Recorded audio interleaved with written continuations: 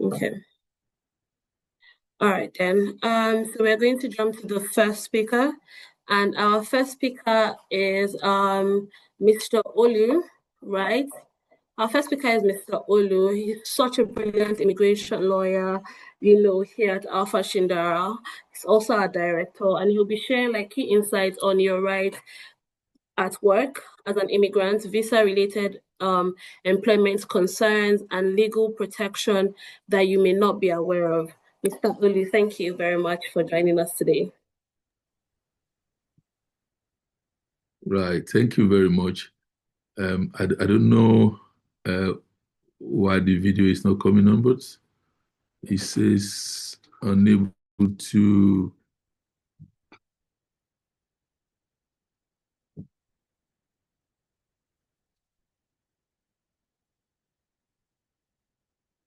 Okay. Can you hear me? Hello? Yes, we can. Yeah. Well, We can hear you. Yes, we can. I'll crack on without the video, but when the video come on, then we can.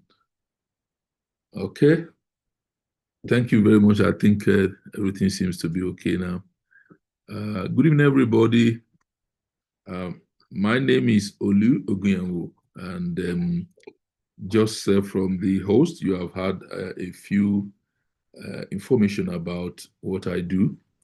In this organization, we are passionate about immigration and employment work. And we've been in this space for quite a while, I think better part of 15 years. Today, the subject before us is to know your employment rights in the UK. And I want you to fully understand that one of the most important aspects of life in the UK is our employment right, especially when people come into the UK as immigrants.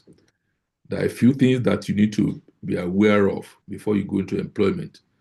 I've come across a lot of people, it's only after they have been in employment for some time, they found out that they don't even understand their right.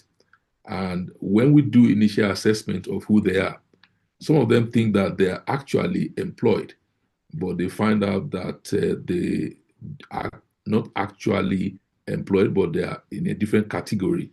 They may be a worker or they may even be self-employed. It is important for you to know this designation from the word go so that you don't get into any bother and so that you can ensure that there's fair treatment at work. You need to find out whether you are a full-time employee or whether you are on 0-hour contract or whether you are just starting work. Knowing your right help you to be informed and protect you from unfair practices. So the first aspect of what I'm going to be talking about is your right to work in the UK. It is important for even employer to, from the word go, find out if an employee is entitled to work in the UK. A lot of people make this mistake. They believe that everybody has a right to work. Well, that's not correct.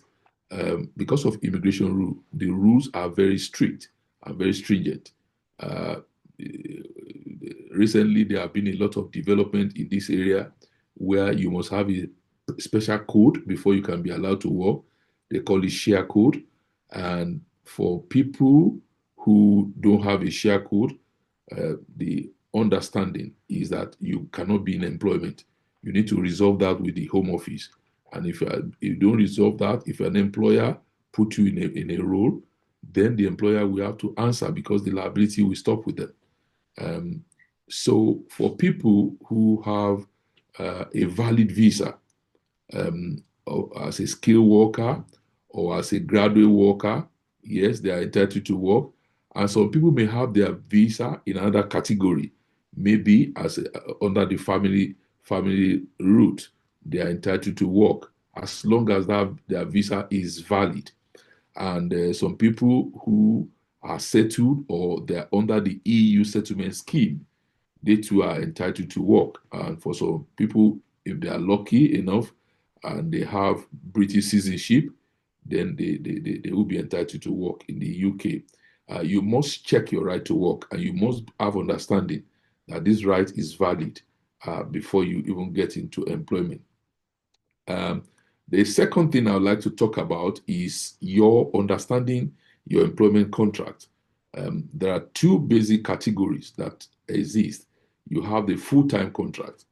Typically, these contracts they are between 35 to 40 hours per week, and you are entitled to at least hours in this range. There's something they call working time directive.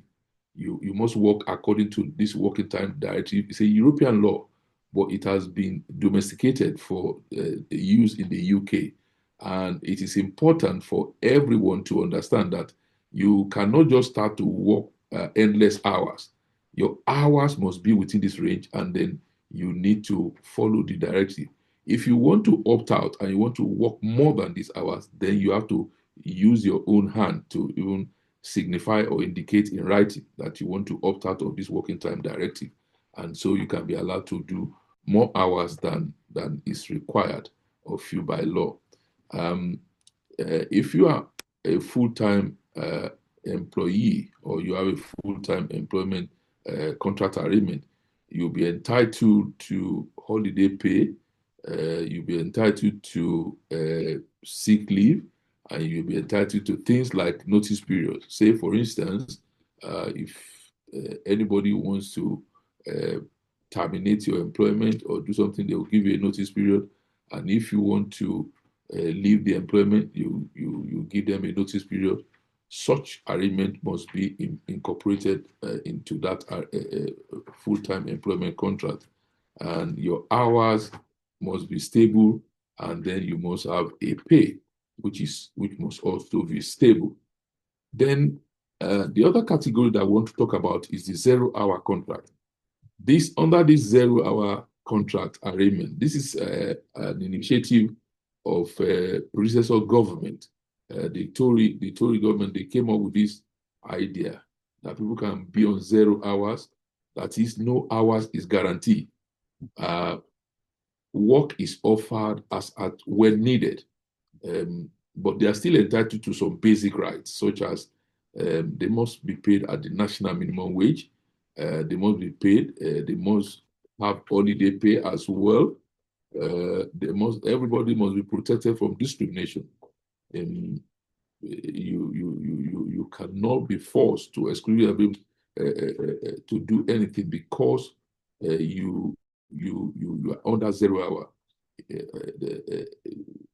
This is important for every worker to be aware that those provisions under the full-time contract is still available under 0 hour. The only difference is that no guaranteed hours. The employer will tell you the number of hours they can provide, and then you will have to follow what their instructions is be. And I will move on quickly to discuss the issue of discrimination and unfair treatment in employment in the UK. There's a law, a piece of legislation that is called Equality Act 2010.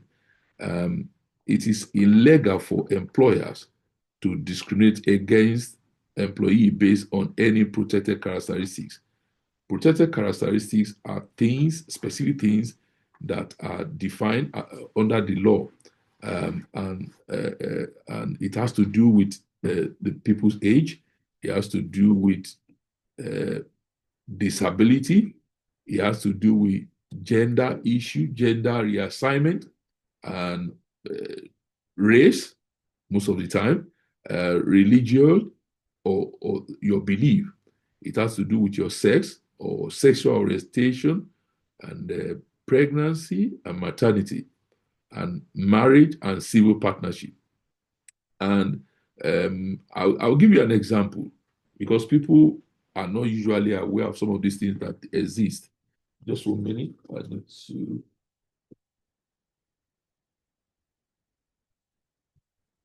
An example of a potential discrimination is when somebody is being overlooked for promotion at work because of their race or because of their gender. And some other people may experience what we call harassment at work due to their religion and due to their sexual orientation. And another one may be people may get dismissed because of maternity. If any of these things happens, then you need to be aware that you are protected under the law. The law has provision to protect anyone that may be going through this kind of treatment, which may be unfair treatment or discriminatory treatment. Um, uh, uh, you are also protected from what is called victimization. Now, people often misunderstand the word victimization. They may just think that it's just victimization with the meaning under just English that I'm being victimized, the way we use it. But no, there's a different type of victimization as derived by the law.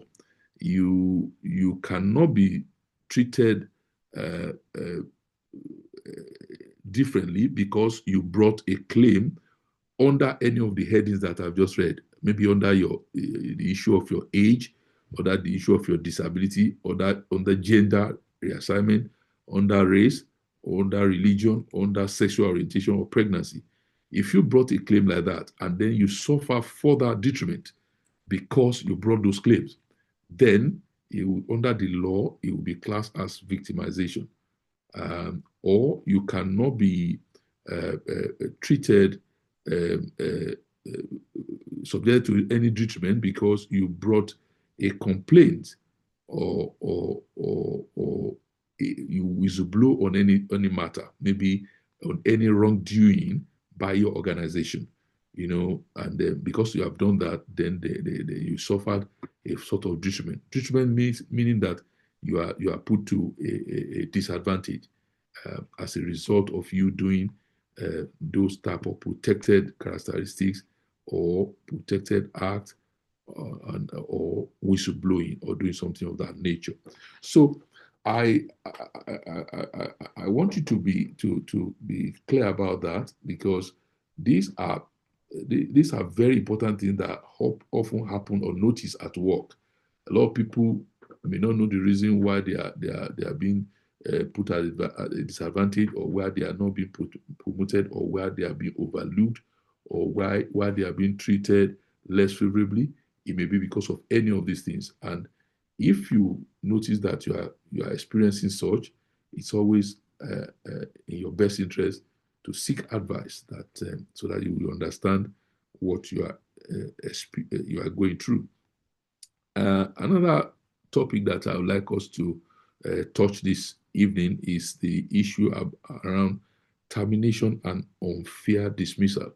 You see, you often hear this word, termination, which means your employment being brought to an end for certain reasons. Now, I'd like you to take note that the fact that you have rights doesn't mean that your employers don't have rights. Your employers have their own rights, which they may exercise at any point.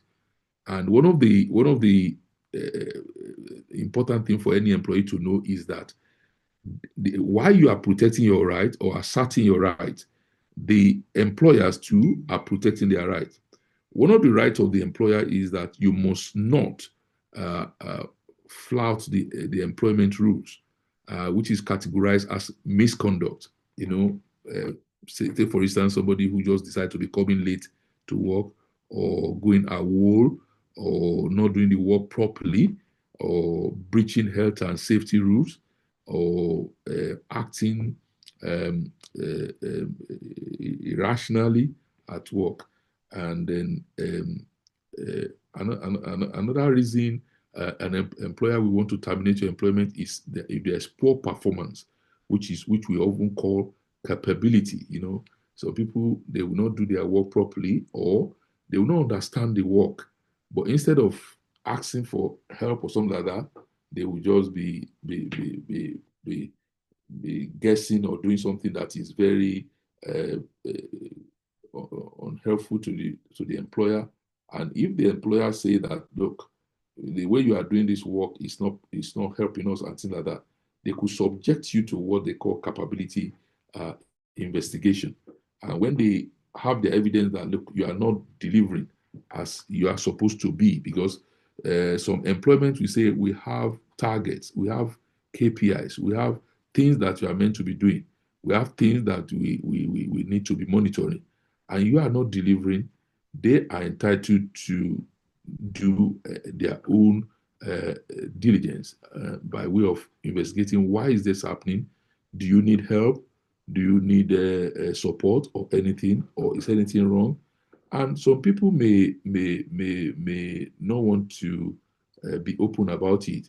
Uh, Employers are meant to conduct a very thorough investigation and see why the employee is going through such a situation. And if they realize that it's because of lack of training, they will provide such with training. And the expectation is that with the training provided, with the support provided, or there may be some underlying factors which may need to be addressed. And if they put in their own resources in addressing that, they expect an improvement. And if there's no improvement, then they may follow the path of termination. Uh, uh, Another one is redundancy. Employers sometimes go through some difficult patch, and when they go through this patch, they may want to consider reducing their workforce, or because of their resources, they may not be able to carry on at the previous level they were operating. They may decide to downsize their operation, and when they do this, what normally happens is that they can take the whole management through redundancy, and they will look at the whole operation and see how they can manage the situation without closing down the business. It may entail reducing the workforce, or entails reducing the amount of human resources that they've got, and then see if they can continue with the rest of the staff they have. And when they do this, they do a total overhaul of the system. They look at everybody. They look at the people that are very critical to their operation, meaning people that they cannot do without, and they look at people they can actually um, uh, ask to leave, and then but there will be some negotiation in regards to this. There will be what we call consultation. Their union will be involved, and they will go through a thorough investigation process, and at the end of it, they may pay out redundancy money to those people, and then before they can say you have been made redundant. So apart from these fair reasons, if an employer decide to use other method by just not bothering to do consultation and just making them redundant without a thorough consultation, then they will be breaching the rules, uh, and that's why you are able to bring what we call unfair dismissal claim, meaning there's no fair reason that was provided when the employment was brought to termination. The explanation is that there could be fair reason. I could terminate somebody, but I will give a fair reason. The fair reason could be poor performance. There could be reasons of redundancy. There could be reason of an employee losing a right to work. If they lost their right to work, or they committed something, an offense, we could bring it to an end. So I just want us to be aware of this various parts of it.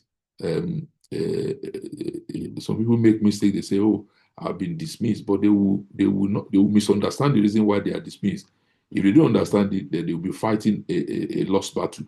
Because if the employer decide to bring their own reason to the tribunal, or to ACAS, an organization that is involved in mediating in employment matters, they may be surprised that they're advising them that, look, your employer was doing the right thing. For instance, somebody was dismissed because they were eating.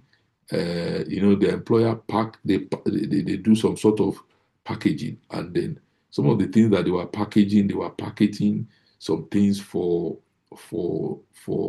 businesses, and some of the things that they were packaging were like chocolates. But this employee was eating the chocolate. He thought that he could just be eating the chocolate and then everything would be all right. But they brought proof and they brought evidence that he was constantly eating it and even taking some of them home. And by the time we got into the matter, we realized that he was actually in the wrong. And they brought evidence, footage of how he was eating it and how he was taking it home. And my advice to the person is that, look, you've got to back off, because at the end of the day, what they are suggesting is that you are stealing from their operation. So sometimes it's good for you to have this understanding so that you know how to position yourself when we go into employment. Um, uh, Another thing is, if the employer fails to follow a proper procedure, then you may be able to bring an unfair dismissal challenge. Or you are dismissed because you are exercising a legal right. For instance, whistleblowing or maternity leave, or being a part of a trade union. So people have been dismissed because they were part of a trade union, and no employer can dismiss you for being a part of a trade union or for doing trade union responsibilities.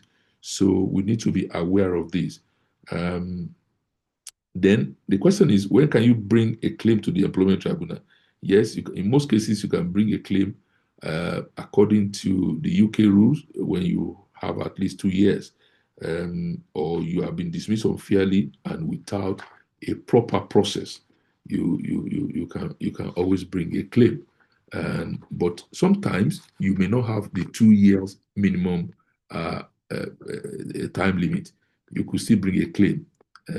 If you are dismissed because of your pregnancy or because of your maternity, you could bring a claim. There's no time restriction on that. If you are dismissed because you have done a whistleblowing, then you can bring a claim. And you can bring a claim if the reason for your dismissal was discrimination based on protected characteristics. You can bring a claim. So, but you must be aware that there's a time limit restriction. You have 3 months minus 1 day to bring your claim. And early conciliation, which is the ACAS I mentioned just earlier on, is required before you lodge your tribunal claim. ACAS is advisory conciliation and advisory body that helps to mediate employment matters before you go to the tribunal. If you don't go through ACAS, you cannot bring a claim, because ACAS has to give you a special number that will allow you to lodge your claim. If you don't have that, you may not be able to bring your claim. So for now, I'm going to stop here, because I've just been told that my time has run out. The issue is that the employment law is very vast. And the important thing for you to know is that employment law cross over to immigration law. Both of them work side by side. You must be aware what your right is as an immigrant, and you must be aware what your employment right is as an immigrant, so that you don't run foul of the law, or so that you can be subjected to fair treatment at work, and so that you can treat other people fairly at work as you go along. So for now, I'm going to stop here. I'll pass on the baton to you, Tolade. Thank you so much, Mr. Olu, for that very deep insight presentation and session. So now we'll be moving on to, sorry, just so that we are on time, we'll be moving on to Eric, right? Now let's so Eric will be looking us through like the employment law, just a bit more breakdown into everything that we don't know in employment law and from the law point of view. So please welcome Eric. He's an employment lawyer, with very vast experience, helping individuals navigate workspace issues, including contract, dismissals, and discrimination. Eric, the floor is yours. Thank you very much, Tolade, and good evening, everybody. Right, so my director Olu has thankfully done so much in terms of giving an overview into employment law, what protections are available for immigrants, but not just immigrants, but every worker, every employer in the United Kingdom or under the jurisdiction of the employment law regulations and statutes. And that's been really helpful. I've been tasked with doing focusing as such on the rights of immigrants.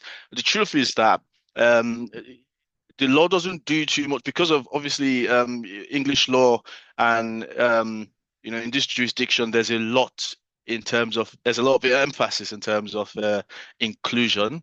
You know that probably better than I do that England is very much of a cosmopolitan city or country where you are if you're in London, if you're in Manchester, if you're in Newcastle, you know that almost a day-to-day basis, you're going to get come through people from very different ethnic backgrounds. So because of that, the law holistically caters to includes, the welfare of immigrants. So talking about what protections are available for immigrants, it's not just for immigrants. I know that my director in speaking touched on, the protected characteristics, and it wasn't just race he mentioned. He talked about maybe disability being a protected characteristic, maternity being a protected characteristic, paternity, well, paternity is not a protected characteristic, but you'll see during the course of my speaking this evening that to some extent it is protected. So the good thing is, despite that the law doesn't focus, it doesn't ask itself specifically or immigrants, it protects people widely. That protection offered to people from a wide perspective caters to a very large extent on the needs of immigrants and what immigrants come face, the challenges that immigrants face on a day-to-day basis. So just very briefly, I know that Olu has spoken about discrimination. He's spoken about unfair dismissal.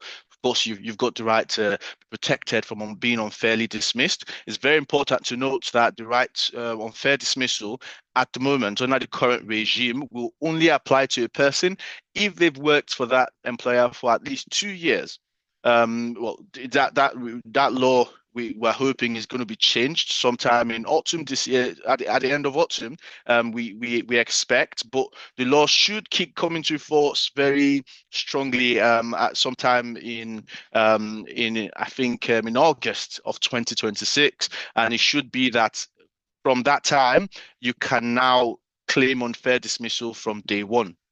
So, like I said, although I've spoken about the right to protection from unfair dismissal, spoken about protection from discrimination, either because you're a black man, you're a brown person. In fact, a white person could even be discriminated on the basis of their race as well. But of course, and you find that. For example, yesterday, myself and one of my colleagues were speaking with a client who was being discriminated or who was discriminated against at the workplace, and he is in fact a white person. But so you find that for any reason whatsoever, because of a protected characteristic, as an immigrant, you could be discriminated against, and the law protected against that. Now, thirdly, there's the protection for maternity and paternity. I've spoken about paternity being a protected characteristic. Under the current regime, an employee can only get protection during the period of maternity, after he's worked 26 weeks with the employer. But the good thing is, from this, once the current the current bill before Parliament. I'm aware that it's gone through it's gone through the House of Commons, and it's gone through the entire legislative process. I'm aware that it's about to receive royal assent. It should be that sometime at the start of next year, employees will then have a day one right to claim protection for paternity. So what it means is you cannot, as an employer, dismiss a person when they're out because of paternity. So there's going to be a lot of changes. There's going to be a lot of introduction, whether it's day one right to claim paternity leave or paternity leave payments, or whether it's there's also going to be changes in that direction on protection afforded as well. You cannot. It's going to be automatically unfair once a person is dismissed during that period. Under the current regime, the employer or the employee will need to show that the dismissal or the paternity, sorry, is the reason for dismissal. But in the new regime, it would sort of, reduce that threshold. From a practical point of view, you're not necessarily going to the burden, the onus of proof is not going to be that high. You showing that because you were in the paternity, in the protected period of paternity, that was why you were dismissed. As long as you're dismissed during that period, it's going to be automatically unfair, bar certain exceptions that are going to come, after consultation and government guidance. So there's also, in terms of, so there's going to be a lot in, protection that's going to be afforded people going through maternity and paternity. So that's something people actually, employees, immigrants are really looking forward to. I imagine that, you come into the country, or unlike if you come from Nigeria, you come from Benin Republic, you come from Pakistan, you come from India, and in back home you could probably rely on help from your mom, your dad, family, extended family, but you don't have that here, and then you're having to think, oh, how do I cater to the needs of my family? How do I cater to the needs of this newborn child? As a father, you're probably thinking, how do I protect my wife, who is, obviously quite fragile, perhaps just because she's just given birth, and you're thinking, oh, I need to ensure that I'm getting paid. You're also still thinking, I can't afford to lose my job. I can't afford to leave my wife, and then it's still a dilemma. So these protections are going to come in. They're going to afford, obviously, to ensure that people, immigrants in the workplace, are protected from these sort of are protected rather in this period of difficulty. There's also currently, right to make a flexible working request, right? The law was changed, I believe it was in April last year, and it now, from April last year, allowed persons to make flexible working requests on day one of employment. It used to be 26 weeks. You couldn't do it until 26 weeks after employment. But from then it became a day one right. But there's going to be changes still. There's going to be changes in legislation at the end of autumn this year. And there's going to be more enhanced protections for employees in terms of raising flexible working requests. So what does that mean as an employee? What does it mean as an employer? Maybe you're going through a difficult circumstance at home. You want to amend your contract hours temporarily for just a period of time. You want to change the flexibility around your working arrangement. Perhaps you're not the kind of you're not a morning person. You want night shifts. You could raise a flexible working request. Perhaps you're not the kind that likes coming into work, and you feel that it's reasonable for the employer to allow you to work from home. You could raise a flexible working request. So that is a day one right available to every immigrant. Another thing is maximum lawful hours, which my director Olu spoke about. He spoke about the working time regulations. Now the thing is, it is unlawful, right, as a general rule, to demand that an employee works more than 48 hours in a week.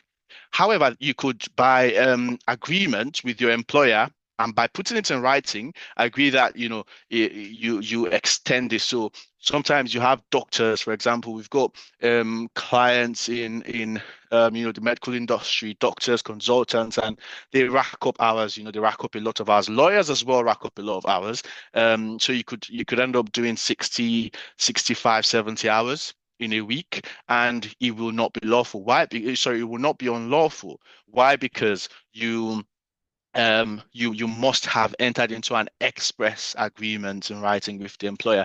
But it gets dicey because very recently we were dealing with a case where a person came in from Pakistani, and they were working for a period of time, but the employer was taking advantage of the fact that this person needed a job, this person needed a sponsorship, and there were a lot of bad things happening to the person.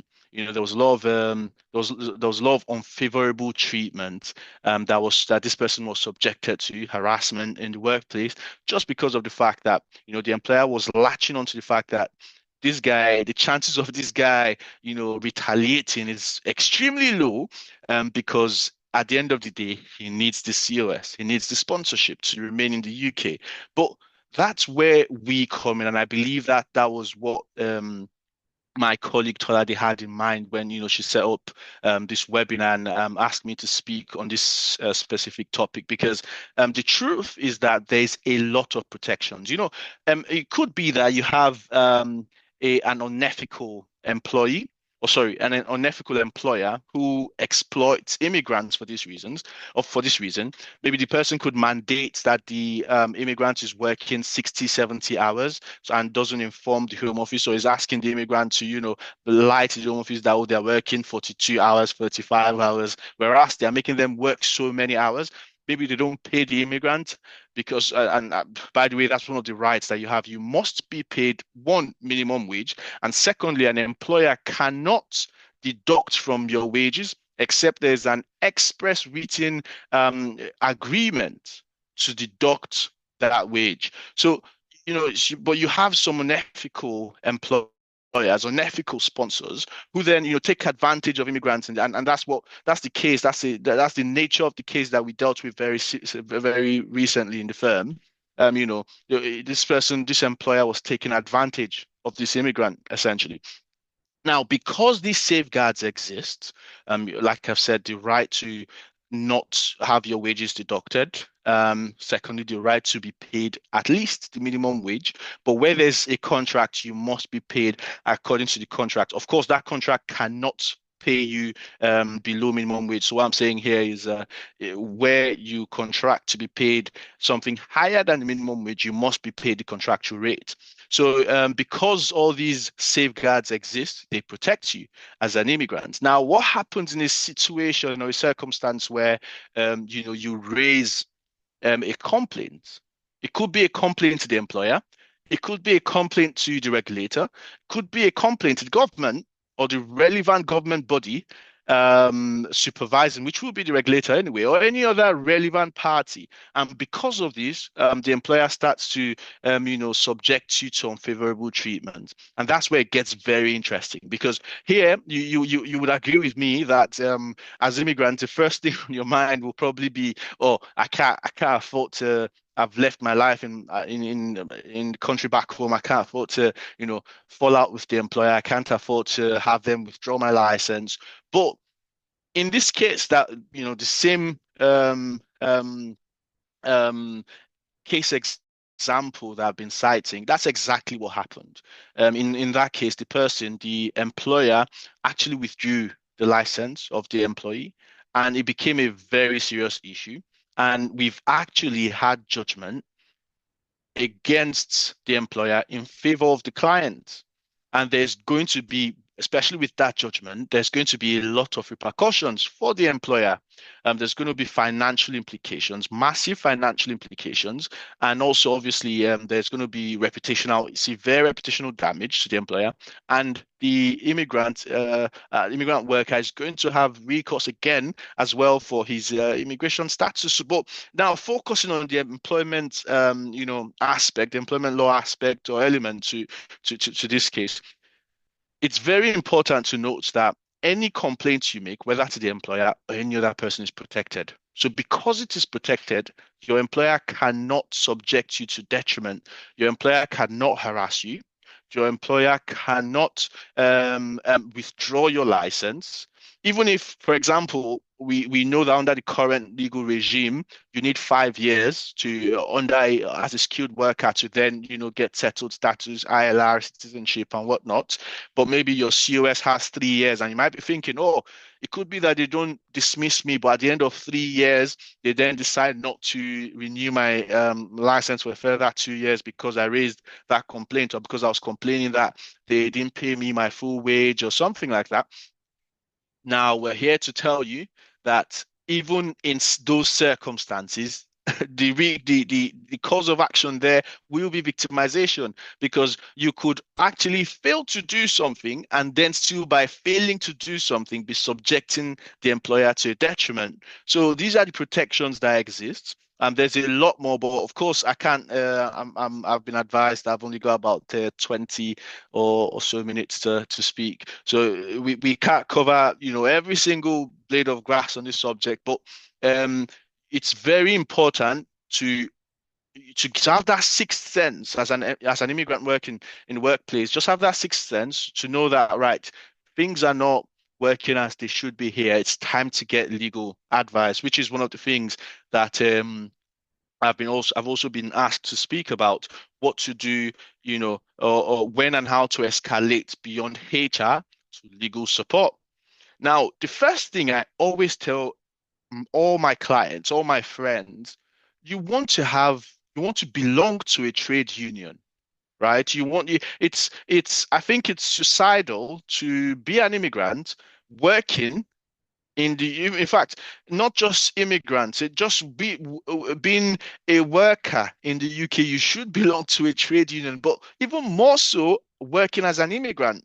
It's almost suicidal to, you're working in care industry as a doctor, as a nurse, as a carer, you're a lawyer somewhere, you're whatever it is, a construction worker, whatever it is, you want to belong to a trade union. And in thinking about the trade union to join, you want to think about, one, a trade union that can cater to the industry you work in, that's got experience in the industry you work in. But even more so than having experience in the industry you work in, you want to think about belonging to a trade union that looks after the welfare of immigrants. We're dealing with a very sorry case right now, where the person was a doctor in one of the highly reputed um, um, universities, like a lecturer, a doctor in one of the highly reputed universities in the UK. And unfortunately, in that case, I think what happened was, they belonged to a trade union, but I don't think the trade union really looked after the welfare of this person, who is an immigrant worker. And he ended up in his dismissal. He culminated in his dismissal eventually. And he's got grievances against the union, the trade union, even as much as he's got grievances against the ex-employer. And the first thing, because of that, and many more, one key word always is, think about a trade union that will put your interests as an immigrant first. So I think that's a very practical thing to note. And the reason why you want to have a trade union is, when things come up, they're always your first point of call. It's very expensive to get legal advice in this country. That's very true. And it might cost you very significant funds to probably, for example, get just maybe an hour's consultation with a lawyer, to tell them about what's going on in the workplace. But I think trade unions will only charge you probably £5-6 per month. And because they're your first point of call, they know everything. Even more than that, they know when there's something gone wrong or going wrong, and then they can advise you that this is, it's not lawful, and even more so than that, taking it further, the trade union are the experts in gathering evidence. Because if eventually it goes all the way to a hearing, a tribunal or a court hearing, because in the law courts we deal with evidence. So it's not going to be a case of he said or they said. You want evidence, which is something the trade union also helps you gather from the grievance hearing stage, the appeal stage, or whatever. So it's very important, I think, as an immigrant worker, to be mindful that you need to have a trade union supporting you, a competent trade union supporting you. Um, right, I think that's about it in terms of how to escalate beyond HR support, HR to legal support, importance of documentation and early intervention, and I think the only other thing I was going to talk about was because we've noticed that something that is, you want to know the differences between different causes of actions. For example, constructive dismissal, or rather unfair dismissal, and wrongful termination or wrongful dismissal. When your employer dismisses you, they must pay you, for example, every entitlement under the contract or statutorily. For example, payment in lieu of notice. Some of us have 1 week payment in lieu of notice. Some of us have two. Some of us have three, four, five, six, seven, eight, depending on your number of years in employment or your contractual stipulations. It must be the case that your employer pays you that money. In any event that they don't pay you, you're looking at a wrongful dismissal case, a wrongful termination case. But I think my director has spoken extensively on what will amount to unfair dismissal, so I won't talk too much on that. Then very briefly and finally, I'll just go through what to expect, because I've touched on some of the points in changes that are going to be coming at the end of this year, stroke next year, in terms of the new bill that is going to become an act very soon after receiving royal assent. We're looking at. I've talked about flexible working. I've talked about unfair dismissal. Every employee from day one is going to have the right to claim relief for unfair dismissal. Another very important point is whistleblowing protection. Currently, under the current regime, an employer will not necessarily be held accountable for harassment from third parties. An employer is just going to be vicariously liable for the harassment done by your colleagues, for example, people that are also employed by the employer. But under the new regime, the employer is going to also have very stiff obligations to protect the employee, yourself, the immigrant worker, from harassment from everybody, visitors, staff, employees, and customers, what have you. Every person, every employer is going to be obligated to take all reasonable steps to protect its employees from harassment and discrimination. So this will cover sexual harassment, it will cover race harassment, it will cover disability harassment and discrimination, and what have you.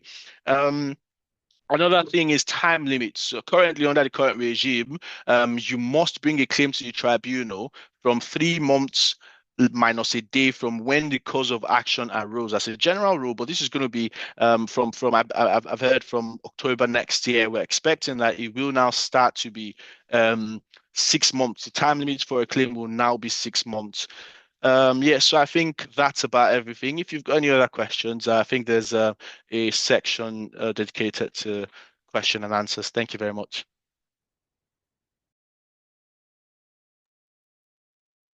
Thank you so much, Eric. That was so profound. I really enjoyed it. I took note. The one thing that stood out is that you should join a trade union, right?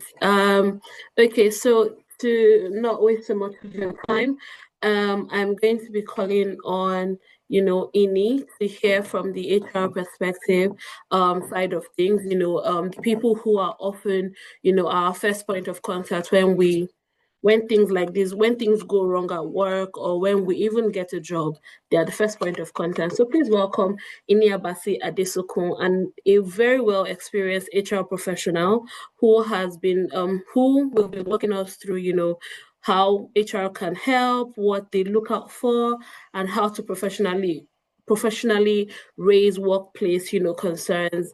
Ini, over to you.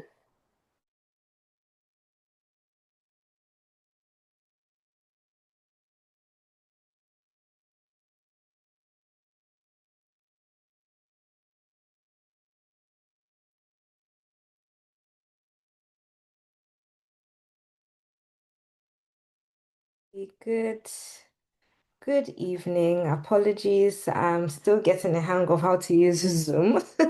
It's not my regular go-to tool, but thank you, Tolade, for having me, and thank you to the whole of the Alpha Shindara Legal team for having me. I listened in, and I would say that it was a very insightful session from Mr. Olu and Eric right there.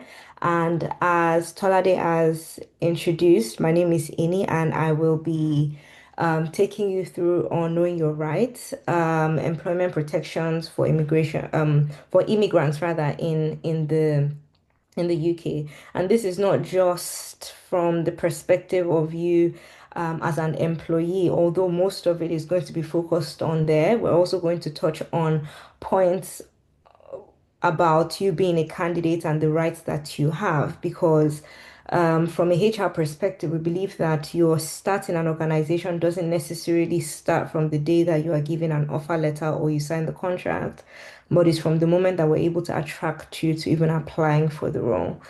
So we will touch on all of those few things. So yes, I know that a good number of us on the call are immigrants or maybe have gotten an ILR, thank God, or, probably considering the idea of migrating to the UK.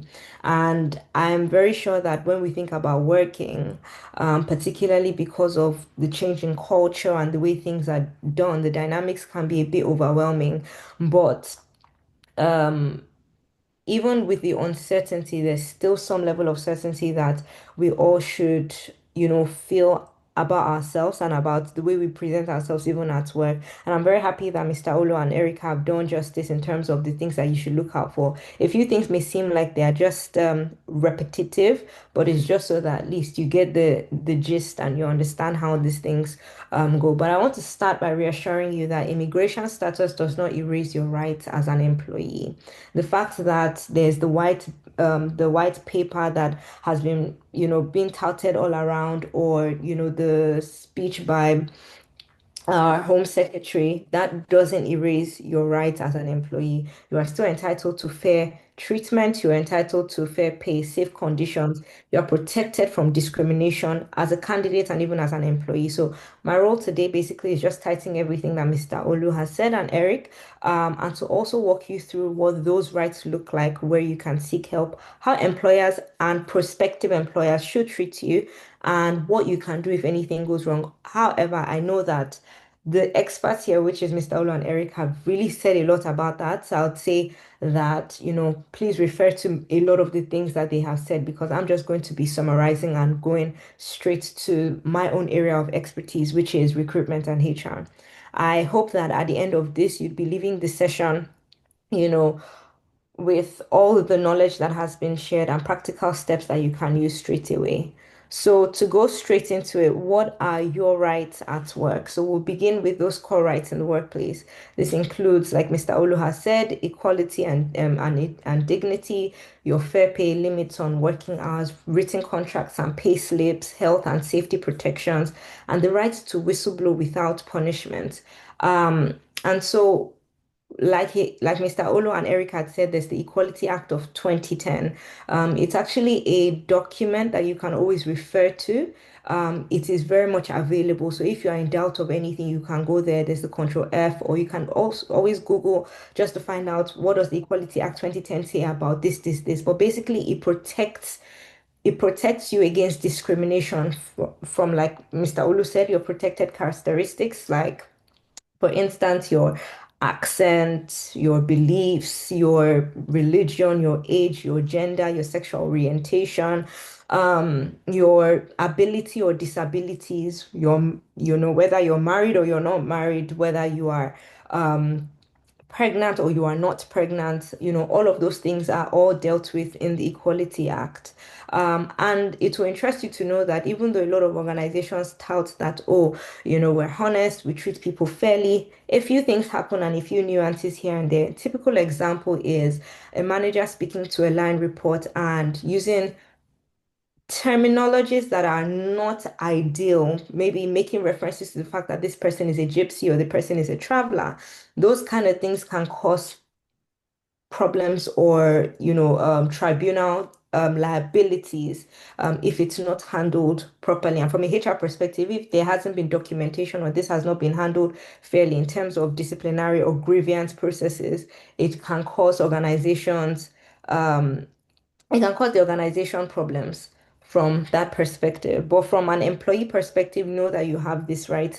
You are also entitled to the national minimum wage. There are some organizations that also pledge to be part of the Living Wage Foundation. And what they do is they usually will pay higher than what the national minimum wage pays. But if your organization is not an organization that has pledged with this company, or does not affiliate itself with the Living Wage Foundation, just always refer to the fact that it's still bound by the national minimum wage that the UK usually would stipulate. This usually is stipulated, I think maybe once a year, thereabouts around April-ish. But not to keep your hopes high, just keep an eye or your ears down, locked out for when that is usually updated. Now, the national minimum wage is it applies to British nationals, it applies to EU citizens, and even people on visa. So don't think that because you're on a visa, automatically you are shortchanged. And if you're ever in doubt on what the 2025 national minimum wage is, the minimum wage as of today for people that are 21 years and over is £12.21 per hour. For anybody 18 to 20 years old is £10 per hour. 16 to 17 years old will be 7.55 per hour. And that is also the going rate for people that are currently on apprenticeships. So ideally, your organization should not be giving you anything lower than that. And if they are, that is actually unlawful. And you can either decide to have a conversation with HR based on that, or decide to take it forward by going to a tribunal. I usually would advise that you go to HR first, just so that at least there's documentation and you let the organization do right by you first before you escalate to any relevant authorities. Now, like Eric had rightfully mentioned about working hours, there's also the working hours where, the most that you can go over ethically is 48 hours. However, if you feel like you want to take on more shifts or extra hours, you can request for that in writing, and it will be at the prerogative of the employer to approve if they do have slots for that. Now, just in case you do a 9 to 5 and you realize that you're working overtime, but you're not getting paid for that, please always refer back to your contract, because there are some contracts that state there that we may request for you to work extra hours, but it will not be paid. However, it can never exceed 48 hours, and if it should, that is a red flag that you need to look out for. Now, in that regard as well, some other organizations will say something like, if we ask you to work extra hours, then we would give you a day off. All of these things are usually stipulated in the contract. And as of today, the employer should be giving everybody a contract following the good work, I think it's the goodwill or the good work practice contract. It is the one that has been approved by the UK government as to how employers should be giving their contracts. Now, not only is the working hours just there just because employers are obligated, or employees should not be working more than 48 hours, but it's also because it is protecting your health and your well-being. You are not supposed to the ideal work environment is not supposed to break you, right? You're supposed to be entitled to breaks. You're entitled to go to use the restroom. You're entitled to, a few days in the week. For some people, it could be Saturday and Sunday. For some people, it could be during the week, to catch your breath, take a breather, and then come back to work again. You're not supposed to be working 24/7. At the end of the day, I mean, we're not robots. The next thing that I will be speaking about will be on contracts. And I think I'd already started speaking about that when I said the GWP contract template. From your very first day of employment, you should have received a written statement of your terms and conditions for work. And in that document, the things that are salient are things like your role, your pay, your working hours, Those things are really, really important. Where would you be working? What the working arrangement is? What are the times you're supposed to resume and the days that you're supposed to work? All of those things need to be clearly spelled out in that contract. Benefits, your benefits alongside your pay should be there. Some organizations usually go a notch further by putting down what your responsibilities would look like, what probation looks like, and how long your probation period is, what the termination notice, including how you should terminate, would also be there. Um, Not everything about the organization will be put in your contract. Some will be put in the policies, which will then be shared to you after you have definitely started at work. Now, you also have the right to whistleblow.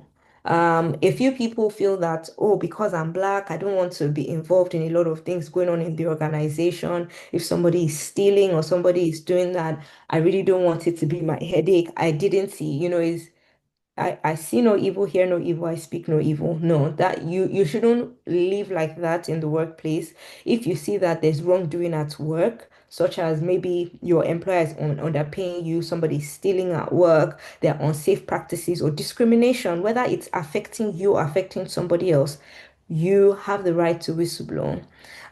You can make the disclosure you can make a disclosure in public interest. The law protects you. So I'll give an example. For instance, there was somebody that I do know that that worked in a care home and was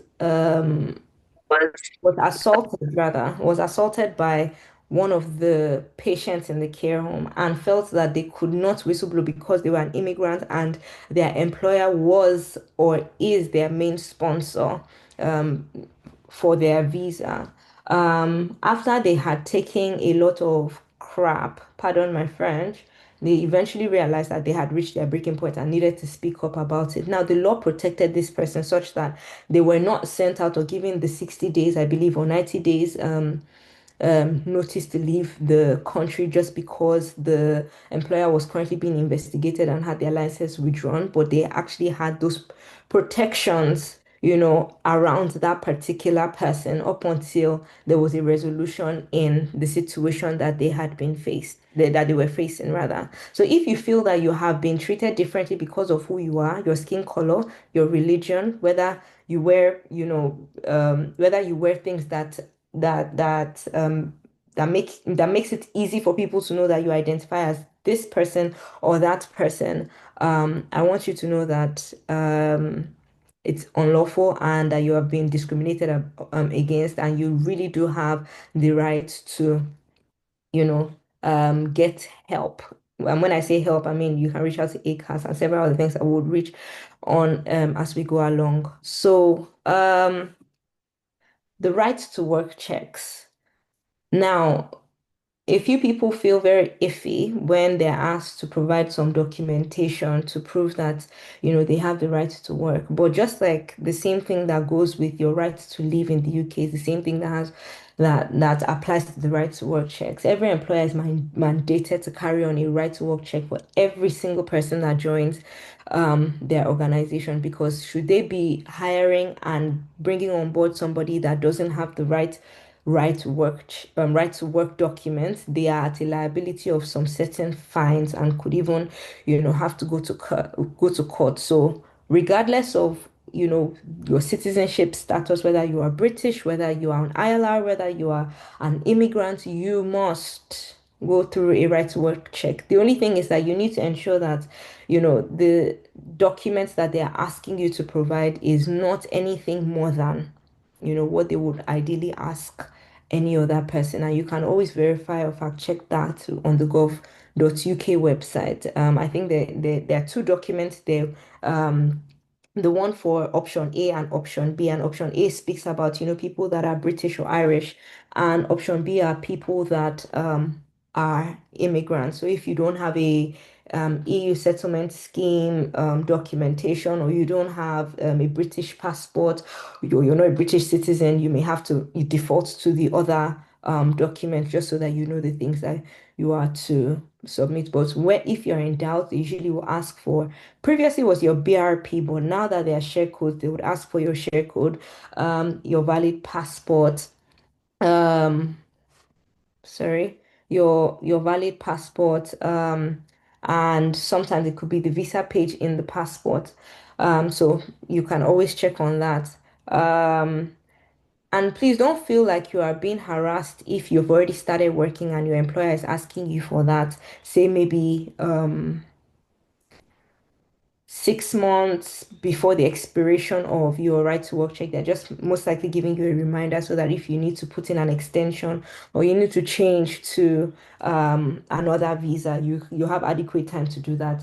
Now, something that is really interesting here is that a lot of employers would tell their employees that unfortunately we can't continue hiring you because their right to work check, maybe their share code BRP or whatever it is their reason they're being in the UK legally has expired. However, if you put in an application with the Home Office and you have an application number saying that your application is in progress, you can continue working and receiving a pay, nothing less than you were earning before, but what you were earning.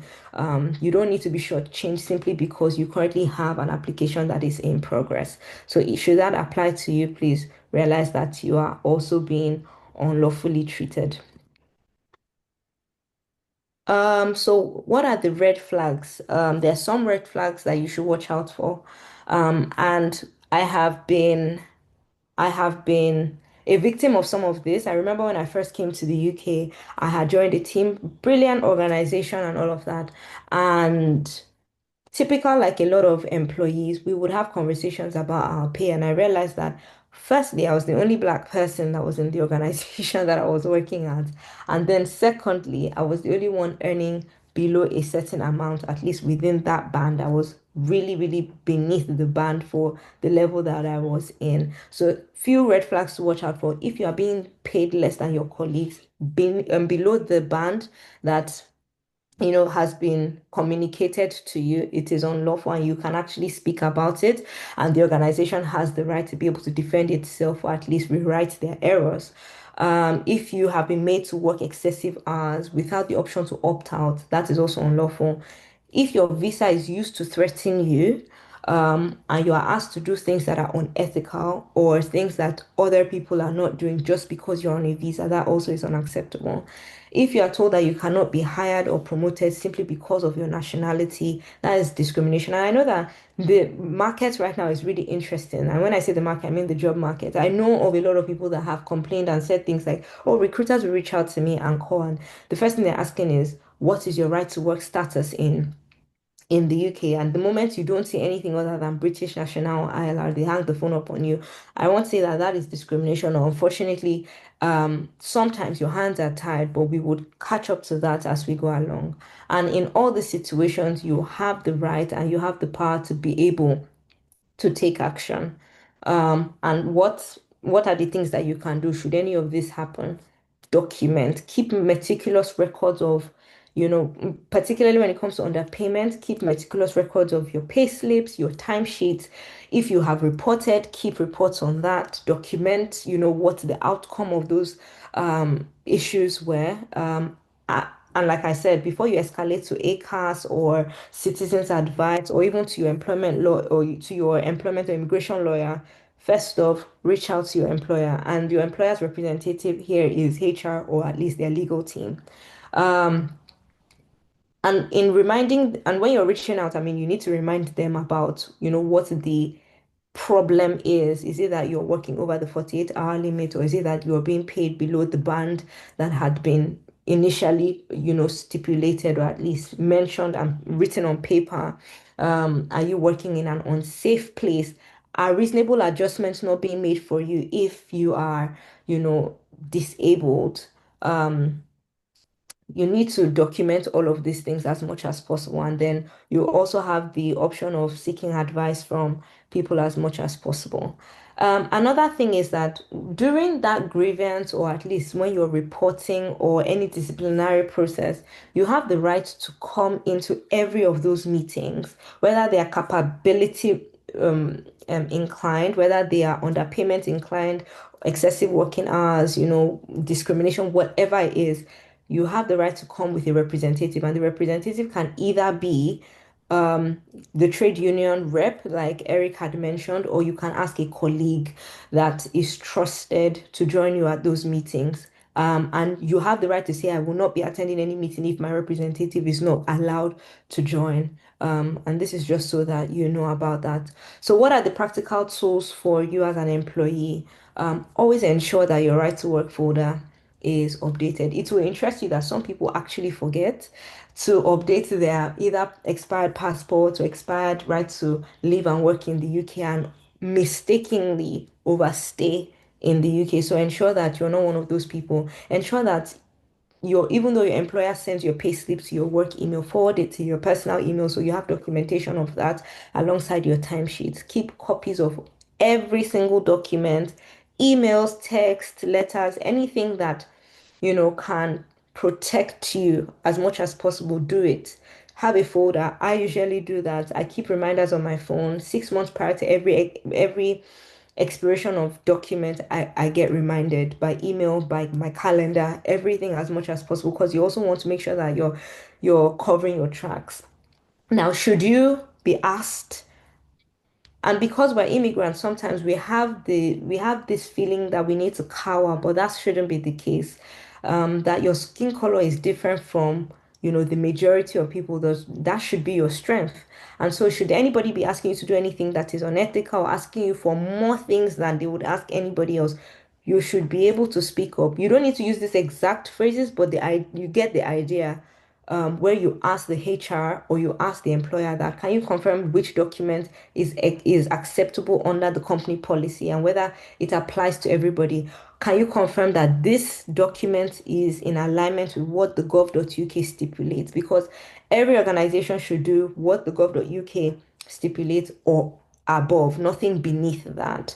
Or if you're being threatened over your visa, you can say you understand the compliance is is important, but you should have the same rights to fair pay and treatment. Or you do not feel safe. You should be able to say that. Interestingly, I had a a blue collar worker come do some stuff in my house. And when I asked him, would you be able to do something there? He could do it, but he was also thinking about his safety. And he had the right to say to me that I was going to be paying for that service, I don't feel safe doing that. And it was at my prerogative to say, oh yeah, that's fine, which I did, obviously. But as an employee or as a worker, you should be able to say, I don't feel safe carrying out this task without any proper training or equipment. But at the end of this, and the slides definitely will be shared, you have access to every of these organizations that I've put here. So we're going to be busting myths. So like I think Eric or Mr. Olu said about holiday, right? Holiday that you are entitled to holidays rather.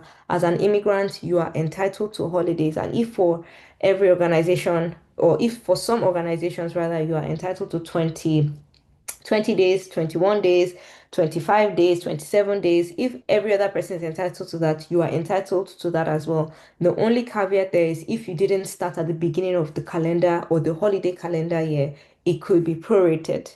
Um, Employers can only check non-UK's right to work. No, that's not true. Even British citizens usually would submit their passport or their birth certificate or something to be able to identify them. So right to work checks are usually done for every employee, regardless of your citizenship. And the national minimum wage doesn't apply to you if you're on a visa. It does apply to you because I see that a lot of people are shortchanged, particularly as immigrants. You feel that, oh, I can't negotiate my salary or because I'm on a visa, I'm being given a lower salary. That's not true. However, I know that Eric had touched on this, but the UK government is bringing forward the employment rights bill or an employment rights bill rather. It is expected, so that means that it may not come, but at least it's being discussed and it's being passed, through all the stages of law. But is meant to either become law, between now and 2026, all the way to 2027. But these changes are not in place.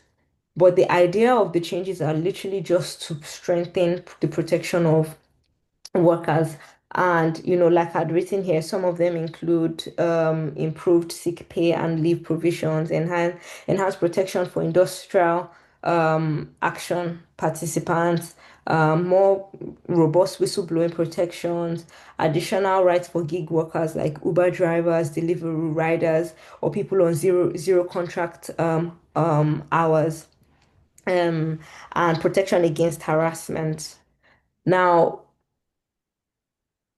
what are the things that we need to be looking at as of today for companies that do statutory sick pay, statutory maternity leave, and all the statutories basically, but focusing on the sick pay, it would be starting, and this is from April 26, if 2026, it will be starting from day one instead of day four. So as of today, you would have to be sick for 4 days before the statutory sick pay will kick in. But from April 2026, hopefully, that should start from day one. Your earning threshold for sick pay will also be removed. Paternity and parental leave will become day one rights because as of as of today, you need to have stayed in an organization for a certain period of time before are entitled to paternity or any parental leave. And then the whistleblowing law also will cover sexual harassment disclosures. Now, from October 2026, some of the things that are also being spoken about that will come into law will be the fire and the rehire process, where an employer can fire an employee and bring them back in, but it would be treated as automatically unfair dismissal. You cannot just fire and rehire at will because at the end of the day, an employee is also a human being with real life issues. Employers will be required to prevent harassment, even from customers and from clients. So it will be the employer's responsibility to protect you as the employee from any sexual, whether it's violence or whatever form of harassment. NDAs will no longer be allowed to silence workers about harassment or discrimination. So as of today, there are some organizations that make their employees sign NDAs so that they don't speak about when they are being made redundant without a cashing out.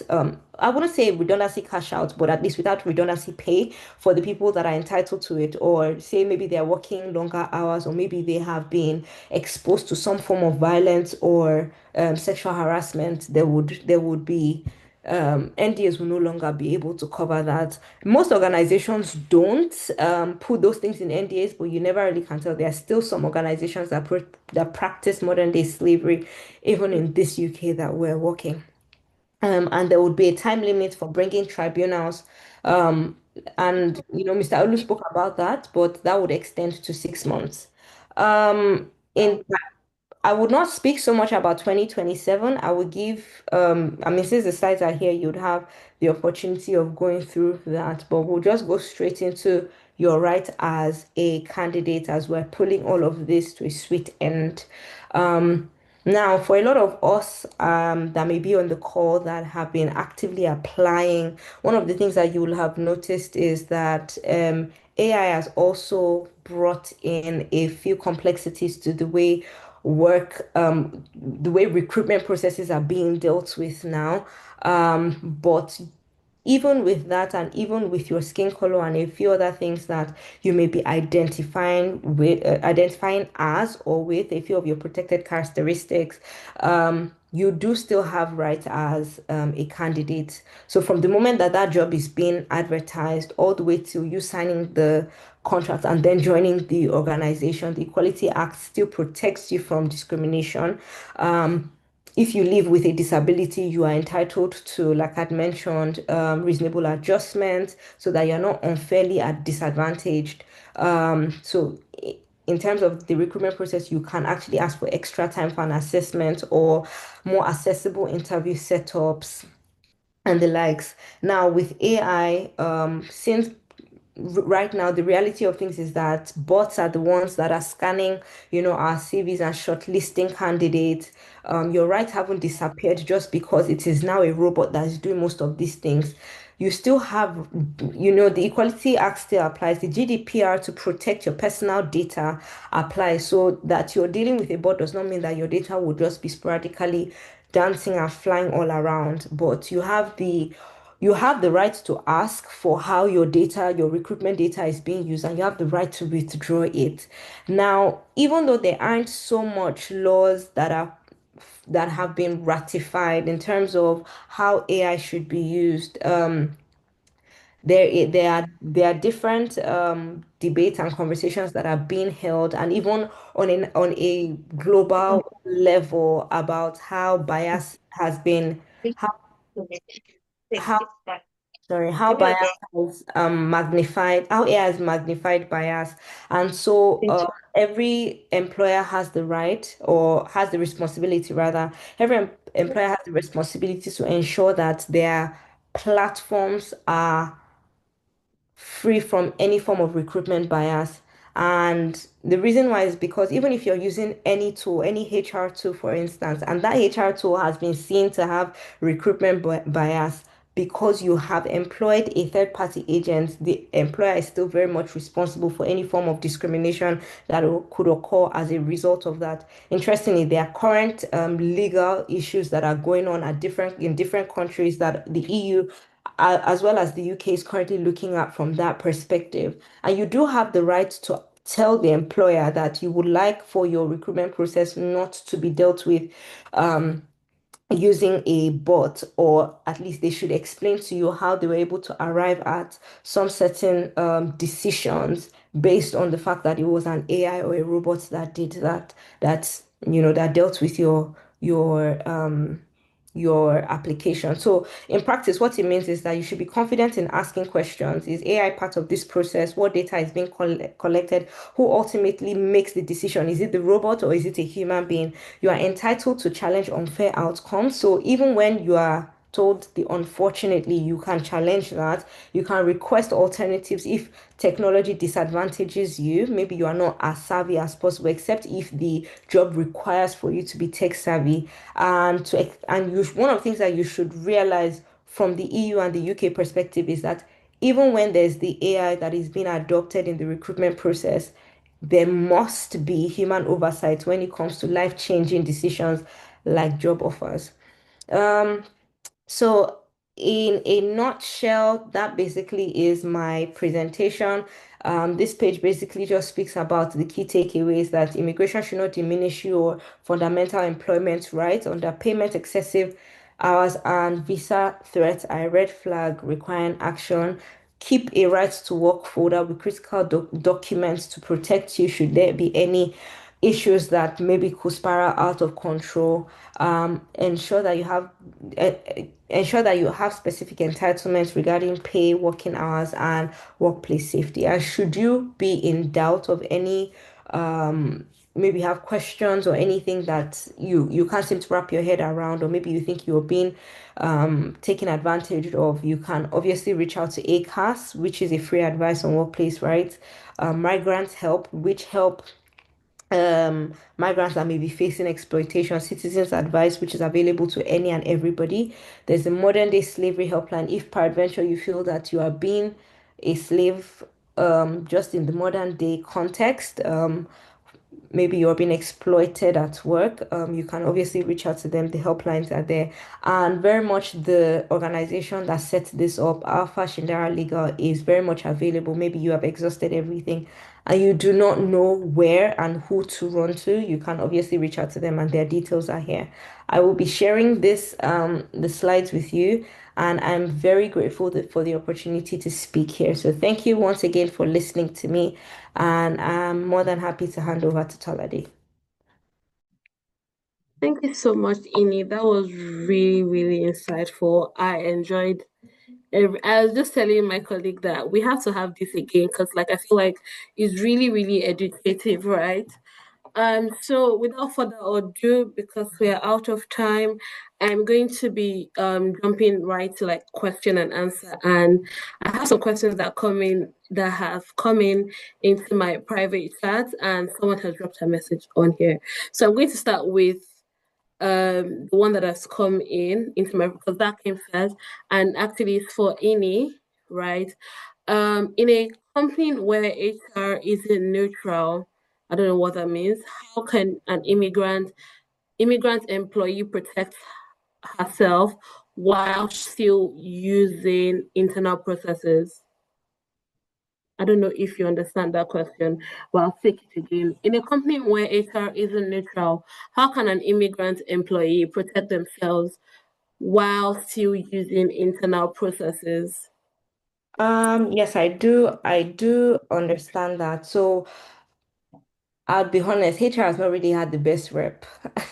And while yes, we are for the employees, more, we need to remember that we're still hired by the employer, and we need to go with how the employer has stipulated things. Like I'd mentioned, the minimum that an employer should do is stipulated in the Equality Act of 2010 in gov.uk usually has that. If you're in doubt, ask ACAS. It's free without necessarily divulging a lot of information. And always refer to your company policy. Every company would have different things. So, for instance, my company can say, oh, the company I work for can say, oh, we allow things like reproductive health leave for ladies that maybe have, or anybody, no, I won't say ladies, for anybody that maybe has, periods, or maybe things like heavy bleeding or endometriosis or anything like that. You can go off work for a set period of time every month, which is outside of maybe sick pay and outside of maybe your annual leave, because we do an enhanced holiday system. However, for another organization, that may not be the case. Always refer to your policy, because you may be speaking to another friend in another organization, and they could be touting some few things that maybe don't apply to you. However, with HR that is biased, always document, refer to the policy, and tell them that, well, this is what the policy states. And make sure that as you are documenting and sending them emails, you're keeping those form of documentation.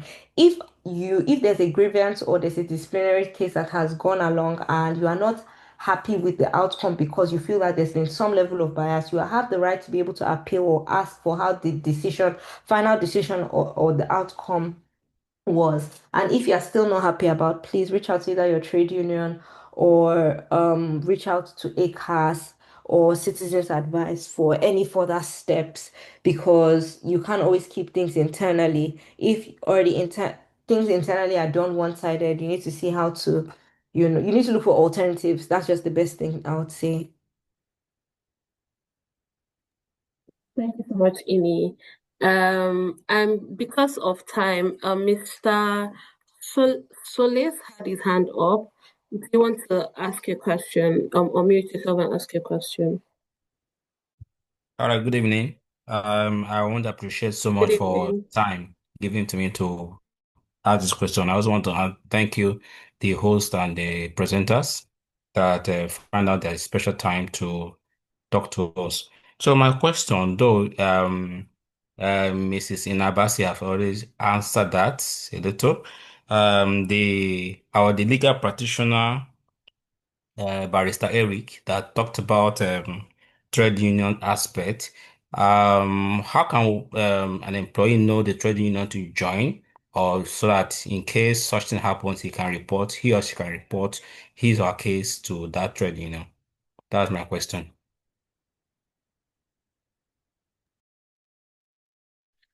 Well, thank you very much for that question, sir. Um, that's a really good question, because you want to think about it from a more practical point of view, right? Um, First thing, for the record, it's very important that you don't wait for the cause of action to arise before you find the trade union. In very practical terms, you will find that maybe 98% of trade unions in the country will not take on your matter if that cause of action arose within 3 months prior to you joining them. So just, like I said, for the record, what you want to do in practical terms, seek out that trade union today.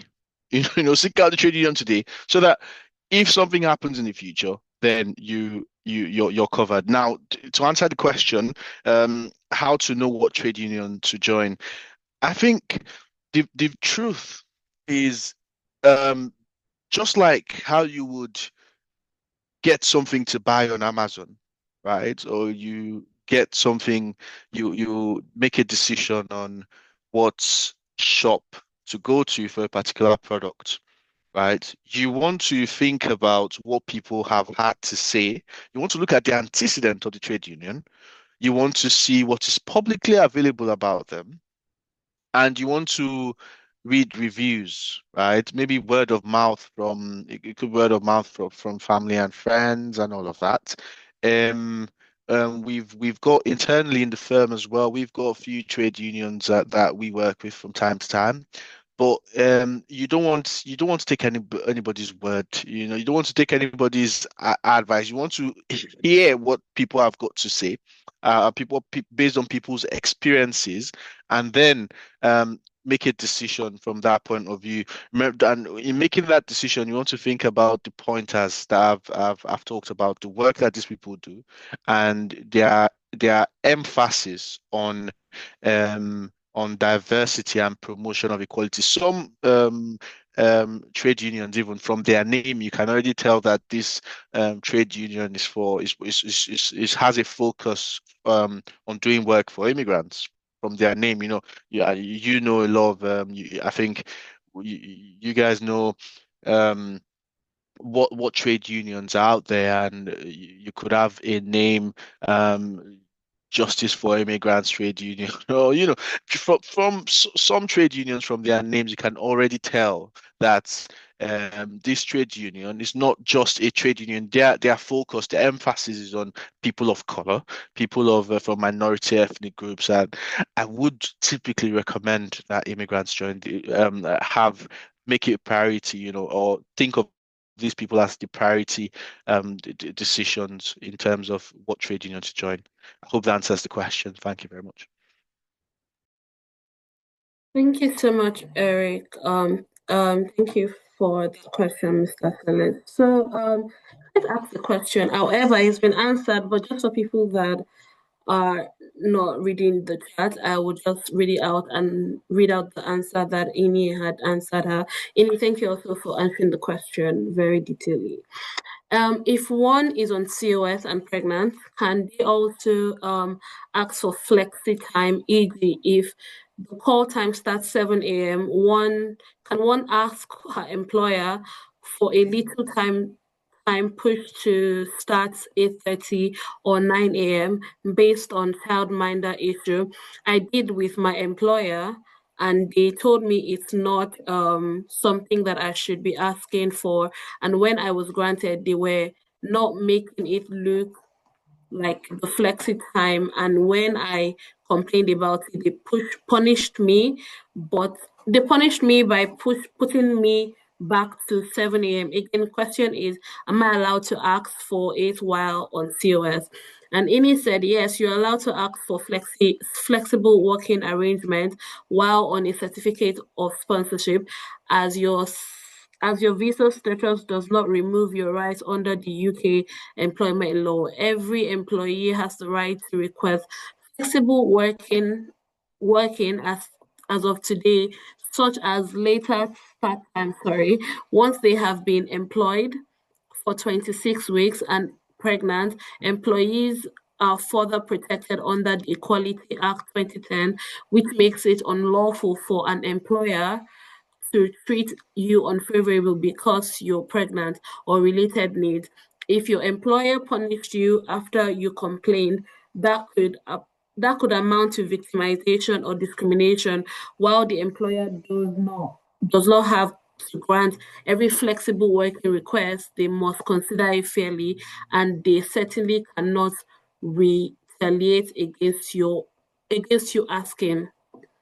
Faith has a further question. She says, I have another question, please. How true is it that CQC always, CQC always asks care companies to tell their workers to send in their MOT and care insurance certificate, even when the company is not paying the mileage or travel time. Do you understand the question? Mr. Olu or Eric, would you want to answer this? Or I don't know if Amy can answer this. I have another question, just to read the question again. How true is it that CQC always asks care companies to tell their workers to send in their MOT and care insurance certificates, even when the company is not paying the mileage or travel time? Eric, will you take that? I don't understand that. CQC asking you to send your car MOT, Your care MOT, no, sorry. your vehicle MOT. Is that what he's saying? Faith, you want to unmute your mic to ask this question directly?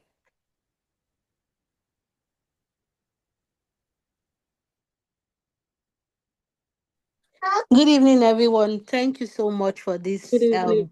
webinar. I'm so grateful. I'm happy. My question is, how true is it that CQC always tell care companies to tell their workers to send in their car MOT, their own private car MOT certificate, and their car insurance certificate for review? I'm still very unclear about this. When did CQ start? When did they start to be DVLA? I am not aware of this, and it needs to be investigated, because I've never seen the CQC role as a role of conducting vehicle checks or trying to know whether vehicles are safe to be driven by their owners. The police have that job. If you drive a vehicle that is not roadworthy, they're gonna get you. Whether you are hiding or not, they will find out, and then you'll be in trouble. So CQC, they have other important things to do. I don't know whether those employers are saying what is correct or saying the truth, because their role is different from checking vehicles, or some of the workers don't even use. What are people who use bicycles and things like that to discharge their duties? So are they going to be checking whether the bicycles are roadworthy or something like that? I don't understand that, to be honest. It's a gray area for me. Yeah, I think maybe something just in terms of context, generally where you're working, it could be. I think it seems to me like the question might be coming from the point of view as not just a personal vehicle that's being used for your normal day to day. I think it might be from point of view of whether the vehicle is being used to carry out tasks at work. Say, for example, a carer who is going to maybe doing I can't remember what it's called, but some carers have to go from place to place, right? Maybe transporting the staff or the resident, or the employee rather is maybe going from one place to another. Do you want to give clarity if that's what you mean, Faith? Okay, to give clarity, I've got my own car, which I use for my job, and I don't take any clients out. So on some basis, my employer would ask me to send in my MOT and my insurance certificate. And they will tell me to make the reference number in that certificate very clear. So I've been doing this for quite a time, but the last time I challenged it. I said, why will they be asking me to send in my own private document? So they called a meeting for me and said, the director told me categorically that it's not them asking for those certificates. It's CQC asking them to send in those certificates. So that's why I asked this question. All right, yeah, good point. I think just from a very generic point of view, I don't think it's a question that we could answer over this webinar, but from a very generic point of view, I think I wouldn't say it's something that the CQC will be mandated to do, but it will not be unheard of for an employer, in the care industry to, just ensure that you're managing the work-related road safety, of the employee, especially under the Health and Safety at Work Act. That's not one of them legislations that we spoke about, but I think Ini touched on it whilst she was giving her rendition, and very generally, the employer has a duty, an obligation to ensure that everything an employee uses within the course of their employment is safe for use.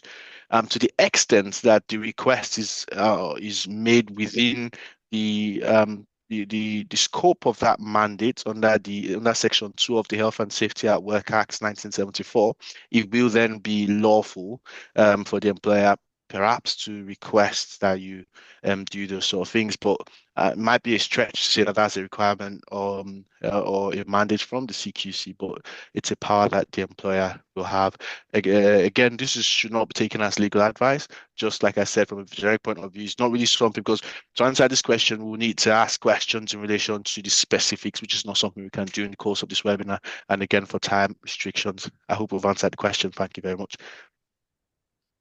Thank you so much, Eric. Thank you, Mr. Olu.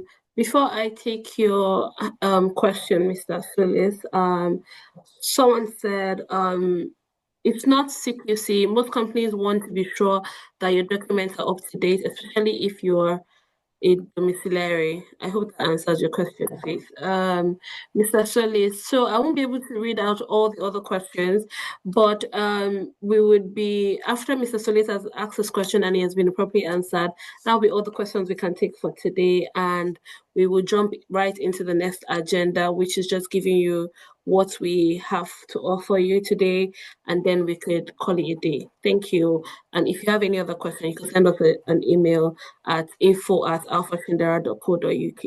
Thank you very much. Mr. Solis, your hands are up.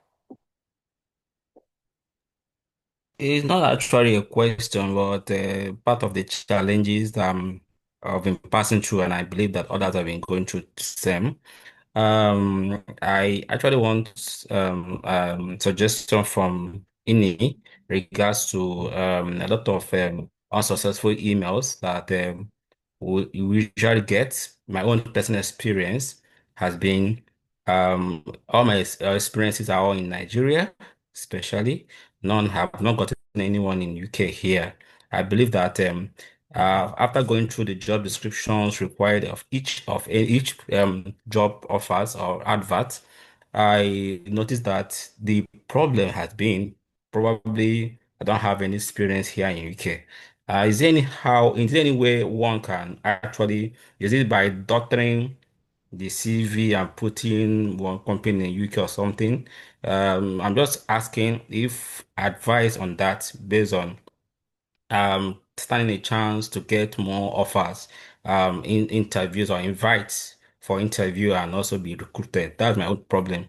Getting so many unsuccessful because of all my experience are from Nigeria, not yet in UK. Is there any advice you can give to someone like me, Ini?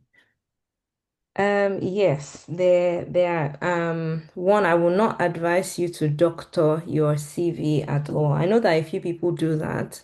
It may work for them, but it will never come from myself, and I believe from any of the people on the Alpha Shindara team to doctor or falsify your CV, because you will still need to do reference checks. And if you're not able to provide the references from previous employers, I think that puts you even in a more detrimental position than, actually getting the unfortunately. There are things that you can do. You can volunteer. You can intern at different organizations. So a few volunteering platform. One is Rich Volunteering, REACH. I will just post that on the group chat on the chat. Rich Volunteering. A lot of charities or a lot of organizations that are looking for people to volunteer in different areas, in business development, in sales, fundraising, in HR, in design, in tech, even in care, in anything that you can think of. Usually we'll put up adverts there, and the recruitment process is usually really fast because they're looking for volunteers that can come in really quickly. You can also, one of the things that I did while I was studying just before I started working in the UK, I think in 2020, was I reached out to start up small organizations that needed the services but could not afford it because I knew that I was coming from Nigeria and I did not have that UK work experience that a lot of the employers were touting about. And I reached out to, a small organization saying that I'm willing to work for you for free for a period of time. On the basis that one, I get a really good reference and and I'm referred to somebody else that you think would be able to afford my services eventually. And that really sets me up for, my work experience here in the UK. Another thing that I would also advise is explore the route of, starting a business. I mean, that is if your visa does give you the opportunity to do that. You can start a business if maybe you have exhausted all avenues in terms of applying and you don't think that you're making any headway. There's no reason why you can't start and then also in turn being an employer of labor. So I think those are the options I'll give. Explore the idea of volunteering. Reach out to small organizations. You see, the thing about it is that recruitment in 2025, particularly, one thing I can tell you is it's really different from the way it has been in 2024 or 2021 or 2020. You need to be really creative in terms of how you are approaching it. You're not going to be just shooting out your CV. Your CV doesn't is not enough because everybody now has a CV. Everybody is tailoring their CVs. So you have to do more than that. Maybe record a video, do a portfolio, reach out to the hiring manager even without the role being open at the moment. So those are the options and the advice that I would give you. I hope that answers your question, Mr. Solis. Thank you so much, Ini, for that. And that would be all the questions that we'll be answering for today. If you have any other question, please send your questions to info@alphashindara.co.uk and it would be answered. That's a guarantee that I have given you. Also, as promised, all attendees of today's webinar are eligible for a free 15 minutes legal consultation with Alpha Shindara Legal. And to claim this, just send us a quick email to info@alphashindara.co.uk using the subject line #know your right, and we'll follow up on the next steps and help you schedule your session. It's that simple, really. I'm still going to drop it on the chat, right? So if you want to copy this before we end the meeting. Thank you all so much for actually joining and taking your time to listen and stay till the end. We know that we took a bit of time compared to what we have said we're going to do. Thank you so much to our speakers, Mr. Olu, Eric, and Ini Abasi, for your time, your wisdom, and practical advice. We don't take it for granted. I'm so certain that everybody on this call actually learned something and benefited in such a valuable way today. If there's no other thing to say, thank you all for coming. Please don't forget to follow us on our Instagram, Twitter, LinkedIn, TikTok, just to stay updated on future webinars. We have like different resources that you could jump on our website at alphashindara.co.uk or alphashindara.com. Our Instagram account is Alpha Shindara. Same thing as on LinkedIn, same thing as on TikTok, on all social media platforms. Anyways, thank you so much for spending your evening with us. And on behalf of the entire team of Alpha Shindara, we really are grateful for this time and we wish you clarity, confidence, and protection as you navigate your rights in the workplace. All right, bye. Have a wonderful evening. Cheers, bye. Bye. Thank you.